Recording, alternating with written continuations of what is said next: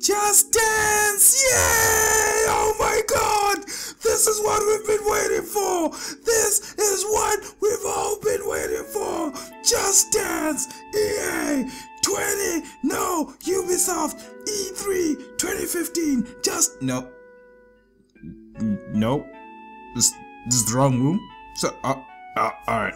Well, Ubisoft has revealed quite a few things, but substantial things when it comes to the happenings in the Ubisoft system, and I do have to say that I was really impressed with what they had to show.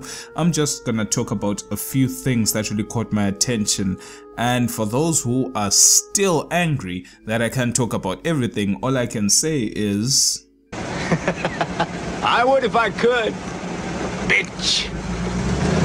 Well, the first huge reveal, which I'm actually extremely interested in if it does go to PC, is Ubisoft revealed a new IP called For Honor.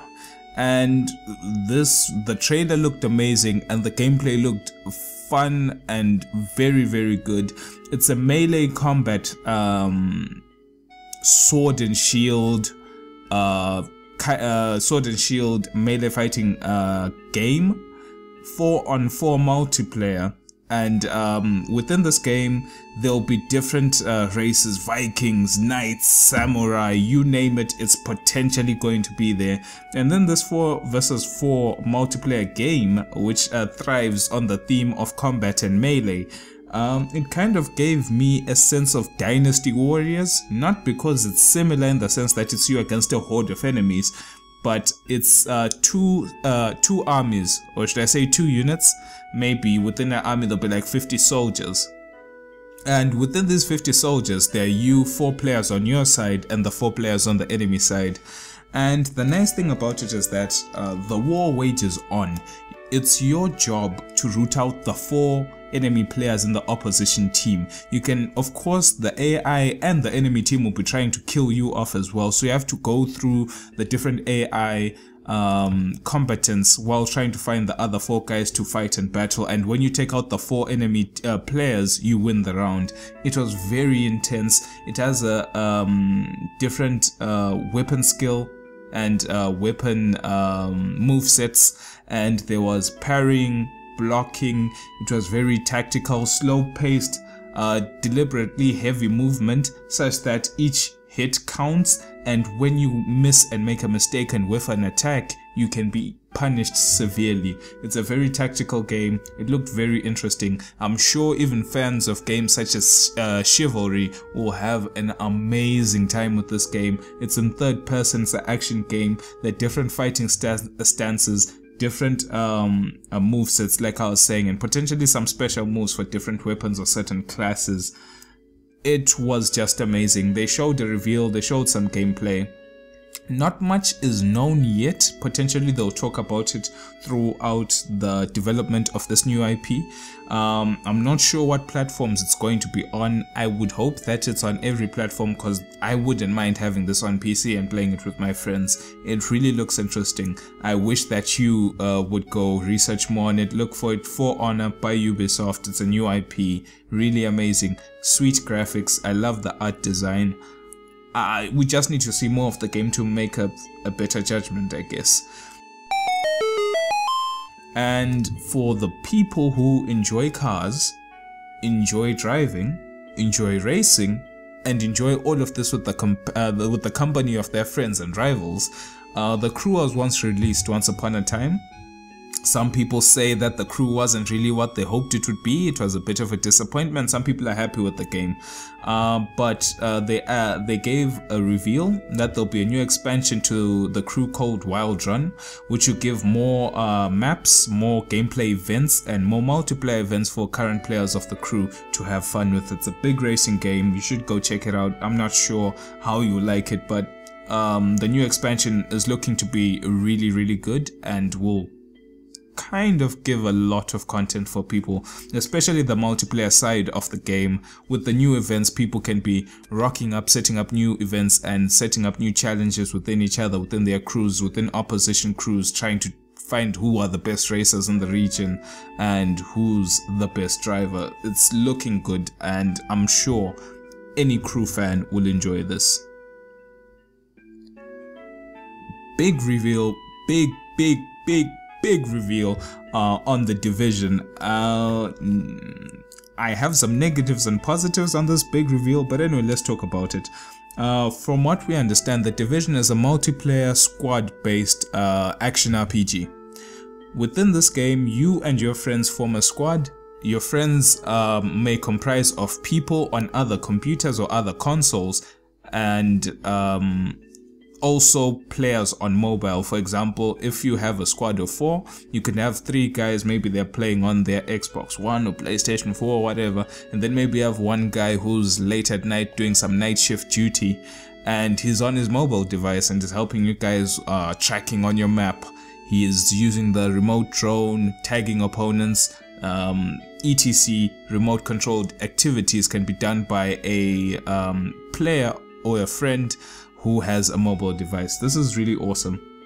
Within this multiplayer landscape, it's you, their objectives, NPCs, and things to collect, scavenge to survive. And within this new world, it's supposedly in Manhattan, there will be other players as well doing the same thing, trying to survive just like you and trying to get ahead of the opposition and to hunt down and kill all the enemies that stand in their way, potentially setting up strongholds that they may call their bases to further increase their strength. Now they have introduced a place in Manhattan called the Dark Zone. With the way they showed it, this area is an area that's contaminated in radiation, if you're looking at it at a story point of view, and there are no electronic devices that work within this zone. So someone might ask themselves, what's the point of going into this dark zone? Since it's contaminated, not many people have looted it, and there's some rare loot that has a chance to drop for you guys in the dark zone by killing NPC enemies that are there and potentially players that are there. And also you can find it in loot in certain stashes, crates, buildings, you name it. It's a very difficult place, but it's very rewarding, such that if you were to find very rare loot that is very strong in this area, when you go back out into the other outskirts of Manhattan and you meet up with other players, they might not have this loot, and this could put you at a big advantage, and this could help you take over more areas, let you and your squad dominate. It was a very interesting reveal because everyone has access to the dark zone. It's not like, oh, pre-order now and you get the dark zone for free. No, that wasn't really the case. You and every other player of the Division will have access into this place. So you'd assume that while people are setting up their strongholds within Manhattan and hunting each other down and scavenging and setting up strong points, people will still be vying and fighting for the dark zone, because that's where the extremely rare loot is going to be. Even though the area itself is difficult to progress through and play through, people will be still trying to fight each other out of this area such that they can control it and potentially find good loot. So it will put a great focal point for action within the multiplayer universe. I enjoy that. That's a perfect thing. But one thing I didn't understand though is that they were trying to push this whole theme of anything can happen in the dark zone, anyone can betray you. And fair and fine, that's true. If you look at many MMOs and different RPGs that have multiplayer components, when a strike squad or a group of people take down a big boss, that big boss might have something that's extremely rare but only one person can take. It's not like there are some MMO and RPG games whereby everyone gets the same loot. Like if a monster drops the Excalibur, everyone gets Excalibur for killing the monster. And there are some games whereby if the monster drops Excalibur, guess what? Only one person can pick it up. And hence why people have to grind and grind and grind and grind that same boss so that they can get the equal number of Excaliburs for players. Now what they're saying in the Dark Zone is that this whole grinding aspect is not a thing. Things can drop at random times and they might not drop again. So when you're moving in and you find something really rare, or you find another squad taking over a certain building which is a really good focal point for a stronghold, guess what? You might have to betray each other to take it. Maybe someone found a nice cool gun and then you got into a scrap with the opposition team for it and the person's dying. Guess what? You could leave your friend to die take the gun and go. So fine, it gives this element of betrayal. Anything can happen. Trust no one, even your friends. They might be out for their own benefits, not just yours, which is true. But now my question to the developers, to Ubisoft, is that how random can the dark zone truly be? And the reason why I ask this question is because no matter how random it is, if you're supposedly playing with your friends, potentially friends that you know and meet in real life, when was the last time anyone woke up and said, I'm going to steal my friend's gun in The Division, I'm gonna delete him off my Uplay account as a friend, I will delete him on Facebook, Twitter and every social network, I will call the police and put a restraining order such that he'll never speak to me again, and then I'll continue my life with this gun. I don't think... Even though that's far-fetched, I don't think anyone's ever done that. So either way, even if you supposedly backstab your friends, you're still going to meet each other and laugh about it or spit at each other's faces about it in real life. It's not like the game is going to end companionships and friendships. It's not the way life works. People aren't that dumb. Well, maybe some people are, but I don't know. I don't want to get in trouble with people, but that was my thought on the Dark Zone. Very interesting. It changes the aspects of the game when it comes to multiplayer. Now it's not only about scavenging, hunting, setting up base, trying to expand, trying to recruit new members or whittling down enemy numbers. It's not only about that. Now there's this special thing worth fighting for, this special area which is difficult to tame. But I don't know. It's looking good. Did someone say Assassin's Creed Syndicate? Hello?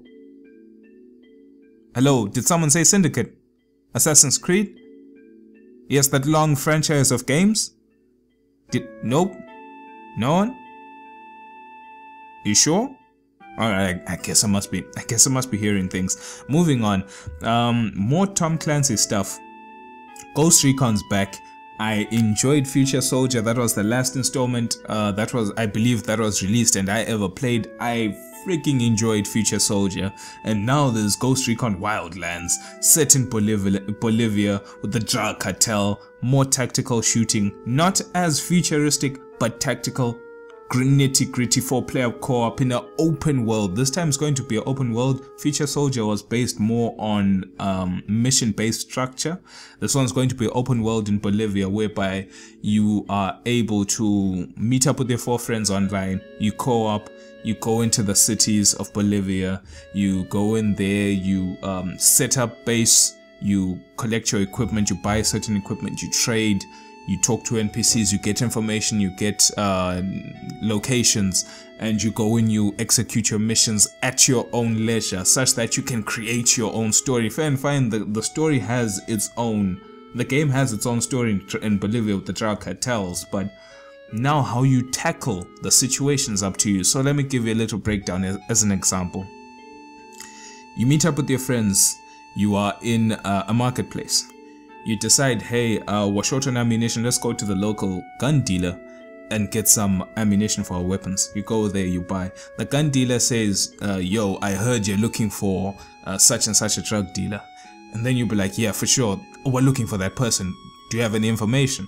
Potentially this person has a compound within the forest, deep down in the swamps. You get the guy's location. Now you think to yourself, and find the guys in the swamps, and we know where to get some boats. What should we do now? You now talk to someone, buy a map for example, or get more information on your map on the location, layout and soldier patrols. You go out, you scout the area, you see how the place works, you go back to Bolivia, you check your equipment's ready, you take your equipment with you, go to the boats, boom, you're going in to the drug cartel's base, you're attacking from different angles, however you want to plan it, you can execute it, and you're attacking objectives in an open world environment. Very dynamic, very interesting. You can set your own stories. Just imagine the next day you're meeting up with your friends and you're like, yo man, remember the time when I was under fire by the chopper and then you managed to get back into the building, grab the RPG, you knifed those other 2 soldiers that were guarding the RPG, then you shot the chopper down and the other guy was calling for an evac while the other guy was trying to kickstart the car to take us to the evac. amazing stuff. You can build your own stories around this game, potentially, if it's good. I don't know, I haven't seen much of it, but if it's as dynamic as they say it is within the open world and as tactical as a Ghost Recon game can be, and preparing yourself, getting equipments, attachments to your guns, getting camouflage, getting body armor, it could be amazing. Could be, if it's done right, or maybe I'm just talking rubbish, who knows. But that was pretty much the Ubisoft conference for me in a nutshell. I hope you enjoyed it, and we'll see you soon.